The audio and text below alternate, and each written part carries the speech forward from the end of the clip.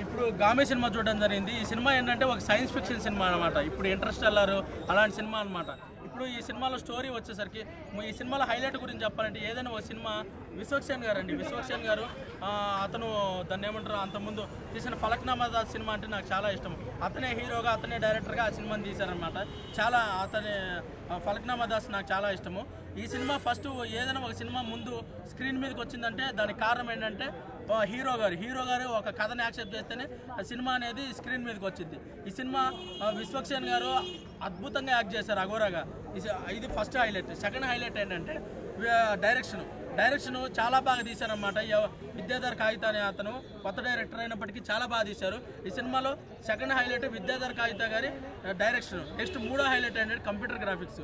ఈ మధ్యకాలంలో వచ్చిన సినిమాలు పాన్ ఇండియా లెవెల్లో తెలుగు సినిమాలు హిట్ అవ్వడానికి కారణం ఏంటంటే పుష్ప సినిమా అవ్వచ్చు, అలాగే హనుమాన్ సినిమా అవ్వచ్చు. హనుమాన్ సినిమా కథ మనకు తెలిసిందే. స్టోరీతో పాటు హీరోతో పాటు కంప్యూటర్ గ్రాఫిక్స్ కూడా ఉండాలి.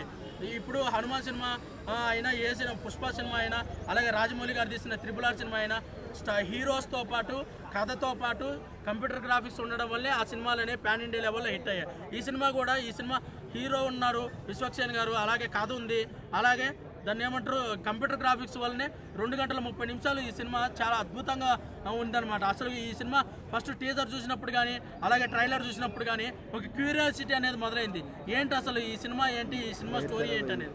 సినిమా లోపలికి వెళ్ళిన తర్వాత 2 గంటల 30 నిమిషాలు అసలు ఆ కంప్యూటర్ గ్రాఫిక్స్తో ఎంత అద్భుతంగా ఆ గుళ్ళో సీన్స్ కానీ అలాగే హిమాలయాల్లో సీన్స్ కానీ చాలా అద్భుతంగా తీశారు. సినిమా ఫైనల్గా చెప్పాలంటే ఈ సినిమా కంప్యూటర్ గ్రాఫిక్స్ వల్లనే ఇంత పెద్ద హిట్ సినిమా అయింది. ఈ ఫైనల్గా చెప్పాలంటే ఈ సినిమా హిట్ సినిమా.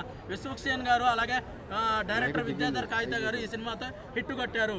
ఇది ఒక హిట్ సినిమా. అది ఒక దాన్ని ఏమంటారు ఒక సపోర్టింగ్ క్యారెక్టర్ లాగా ఉండిద్ది కానీ అంత పెద్ద క్యారెక్టర్ ఏం కాదు. అంటే మూవీలో లవ్ స్టోరీ కానీ లవ్ స్టోరీ సినిమా కాదు. ఇది ఒక science fiction cinema. Thank you.